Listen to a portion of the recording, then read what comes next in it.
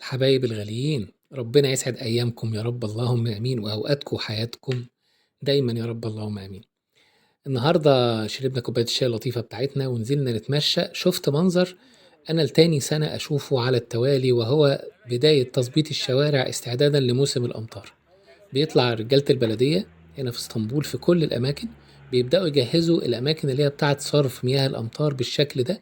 هي اوريدي موجودة، هما بقى بيظبطوها مع مستوى الاسفلت ومع مستوى الأرض، بحيث إن ميبقاش في أي تراكمات للمية في أي وقت من الأوقات، بالذات إن هنا الأمطار بتبقى شديدة جدا.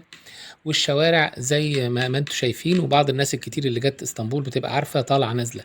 كل الأماكن بتاعة الصرف بيتم تظبيطها بعمالة كبيرة جدا، بميكانات كبيرة جدا، عشان تجهيز موسم الأمطار ميبقاش فيه أي مشاكل ممكن إن هي تعوق حركة السير بتاعة العربيات والناس مع ازدياد حركة المطر، لأن هنا وفي كل مكان طبعا الحياة ما بتتوقفش.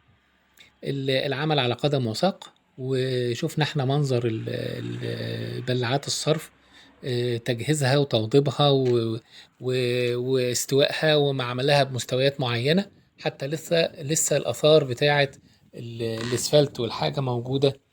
هنا الشارع ده على فكرة هفكركم بيه دلوقتي خالص في آخر الفيديو.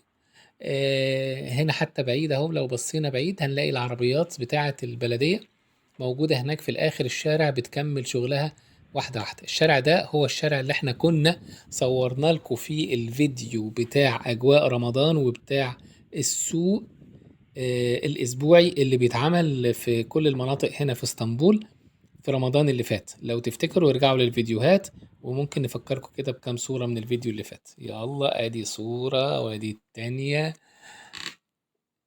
دي الأجواء بتاعة السوق اللي احنا كنا صورناها لكم في فيديو قبل كده.